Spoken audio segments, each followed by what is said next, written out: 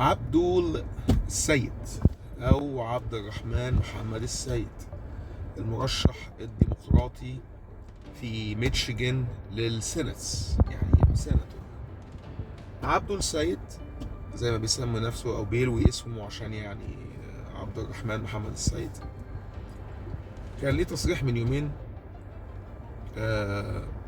بيقول أنا لسه في مصر كان زماني بقيت سواق تاكسي أو بقيت زي بقيت أمامي يعني، وأنا هنا أخدت تطعيمات في ناس قرايبي ما أخدوهاش في مصر وماتوا، وحاجات كده مش لطيفة يعني طريقته مش لطيفة. وأنا بصراحة الحقيقة مش مستغربه أبدا لما يقول الكلام ده، لأنه هو واحد جاي من أسرة إخوانية، هو إخوان مسلمين وأسرته كده، يعني على عكس خالص اللي احنا شفناه مثلا ساعة كأس العالم هنا في أمريكا لما كان بيتلعب في أمريكا وكندا، وشفنا قد إيه الجيل التاني اللي متربيين هنا كان عندهم انتماء غير طبيعي لمصر، وكان عندهم انتماء غير طبيعي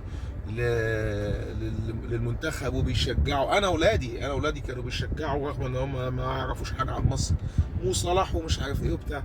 بس ده الفرق ما بين تربيه الناس المصريين الطبيعيين لما بيعيشوا بره، اللي هم بيفضلوا محتفظين بمحبتهم لبلدهم بقى، ومش بس مصريين. يعني انا عندي اصحاب هنا مغاربه وعراقيين وفلسطينيين وسوريين ومن كل الدول اللي بتتكلم باللغه العربيه، ورغم كده اولادهم هنا الجيل الثاني والثالث كمان طالعين عندهم حته بتاع، رغم يعني بيفتخروا باصولهم وكمان بيفتخروا بانتمائهم لامريكا. يعني انا واحد امريكي مصري امريكي، تسميها زي ما تسميها بقى، تجيب ايه قبل ايه مش فارقه كتير، بس انا بفتخر بالاثنين. I'm so proud to be American, I'm so proud to be Egyptian.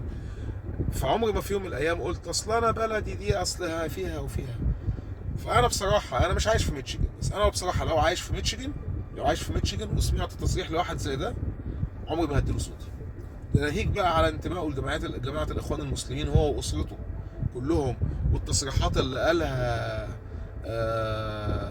ساعة عن أحداث سبتمبر 11. أبوه اللي قالها قبل كده واتنشرت ومسجلة، إن قال إن أمريكا تستحق اللي حصل فيها في سبتمبر 11 لما البرجين اتضربوا.